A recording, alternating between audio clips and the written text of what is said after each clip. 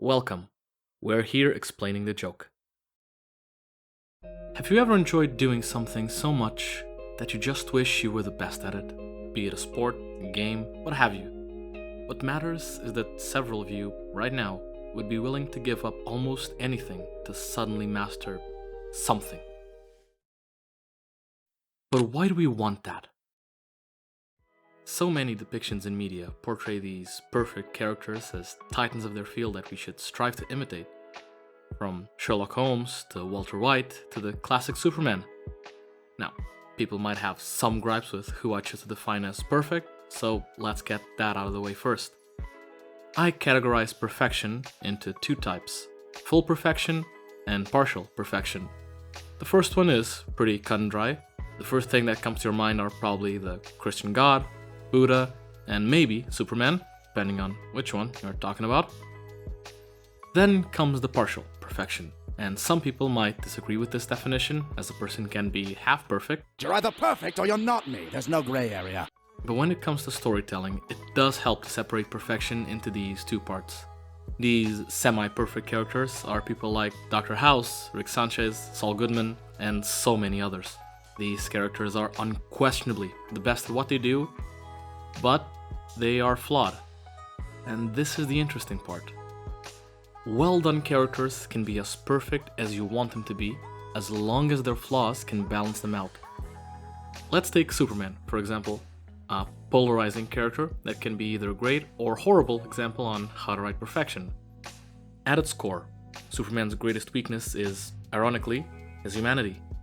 He loves Earth and will do nearly anything to save it, but with great power come great decisions. That's not the right quote. It's not even the right superhero. Need to edit that before release. Superman, at his best, is faced with choices that go far above his strength.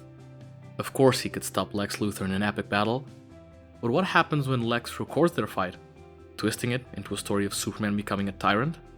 It's natural that people will be uneasy at a man strong as God turning evil, so how would Superman combat that?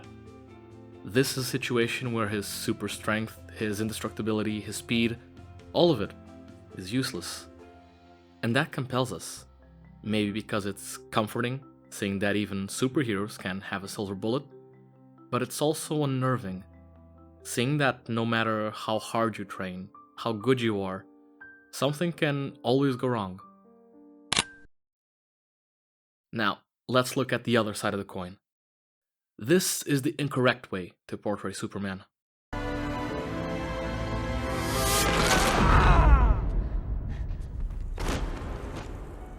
It's close to the scenario I showed before, but it goes completely against Superman's ethos.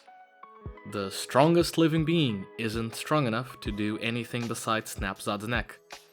But this problem is exemplified much better in movies about speedsters, and since we just looked at Superman, let's look at his comic book colleague, Sonic.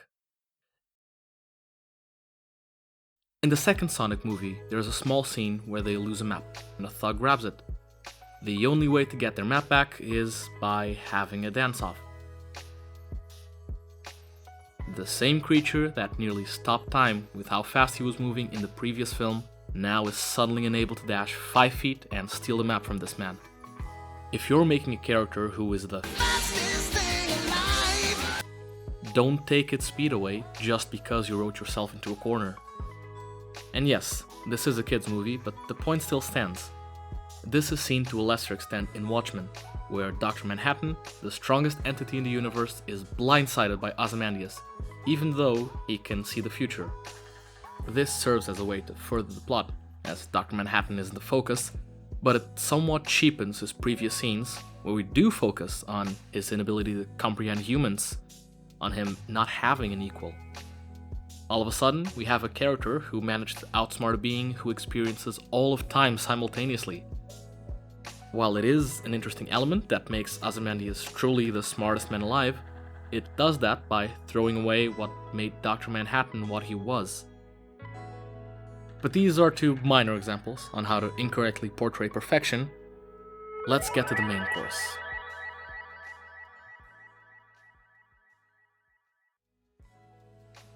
We have complete perfect characters that exist only for the sake of comedy. Saitama from One Punch Man, Q from Star Trek, Popeye from Spanish Propaganda, the list goes on. There is no problem with these characters. They see a conflict, they resolve it, the end. This lack of a climactic rise is shocking, and can be hilarious if it catches you off guard. But every so often, there come these characters that are perfect, but in the worst way possible.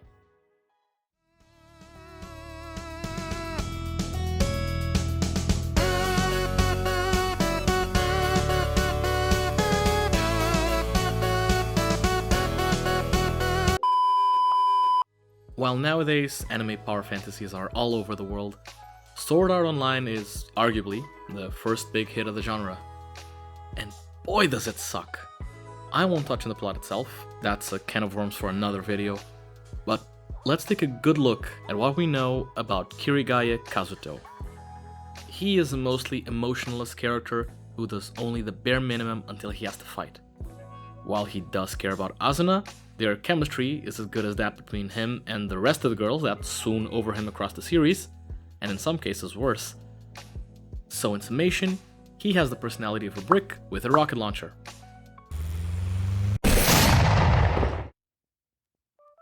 But hey, there's more to a character than a personality, right?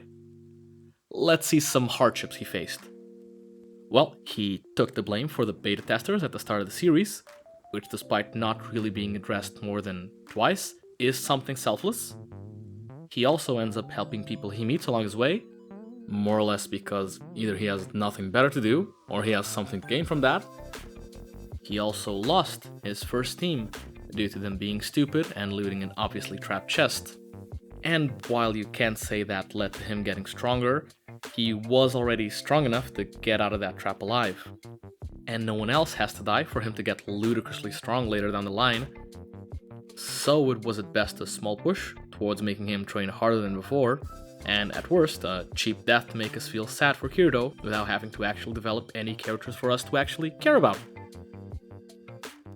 But that wasn't the case, right? I mean, who can forget the greatest member of the Moonlit Black Cats? Ducker, who's outgoing and playful. Or Tetsuo, who's cheerful and easygoing. Citation needed.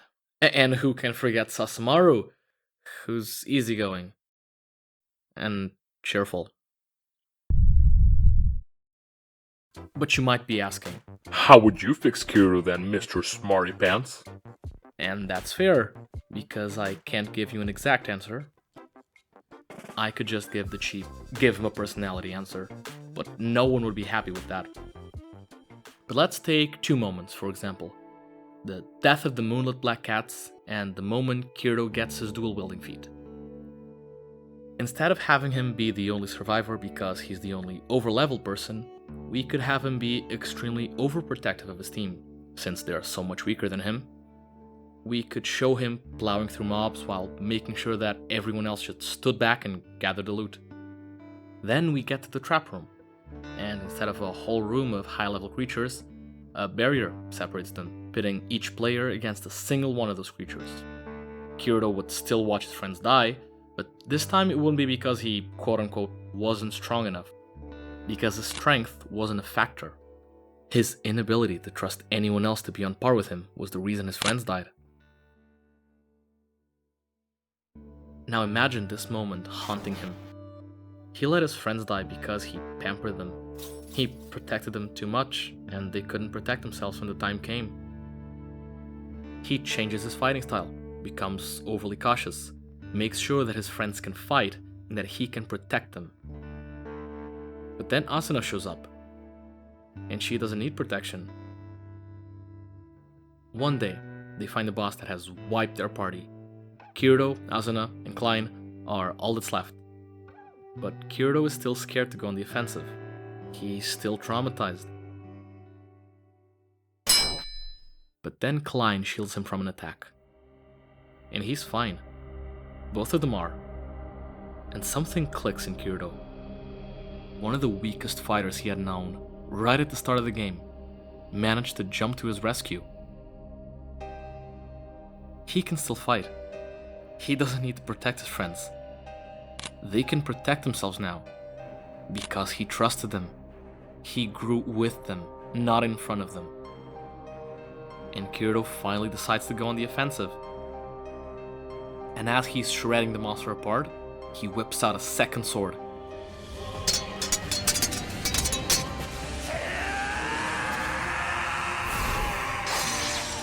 Killing him before it even lands an attack.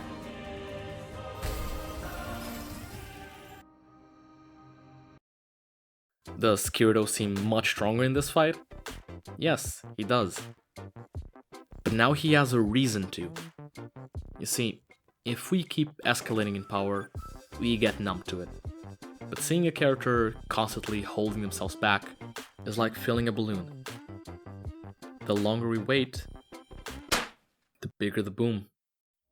With every moment where Kirito stops himself from going all out, with every time he gets hurt due to his choices, we feel something boil inside. We know he could fight. We know he could win if he just went that small step further. We know that his friends aren't going to die this time. And then he realizes this too. The balloon bursts, and every second we see him kick ass is cathartic to the highest degree. Because this time he earned it. I don't want this to sound like I hate overpowered characters. You can have a character be as strong as you want them, but you must have them be equally weak in the same way. I don't mean quirks. I don't mean a kryptonite. I mean having their entire identity vanish. Losing your sense of self, while barely being able to understand what you even lost. Yeah, you can punch a mountain into space, but at what point would that level of strength matter to you? Why would you not long for the days where you imagine the height of your potential while climbing your own mountain? How can you be so happy that you're at the top of the world when you can't even see the people below? When a character is escalating in strength, his peak should always be the climax of the story, so we can revel in what they earned just long enough that it doesn't overstay its welcome. When their peak is in the start of the story, we don't see how they earned it. And if the peak is midway through the story, then what is there to celebrate at the final episode? At the end of the day, when you spend years climbing that mountain, when you fall, when you get hurt, when you lose things that were precious to you, you feel that you need to reach that peak. But when you do, when you're above everyone and everything else, you'll look at the scars you made, at those flaws, those weights you thought were only pulling you down, and you'll laugh. Because getting as high as you did wouldn't have been the same if you never had those scars in the first place.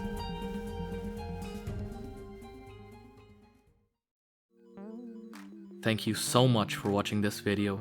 This channel has been a long time coming. Please like and subscribe so we can appease the YouTube algorithm, and I'll see you next video.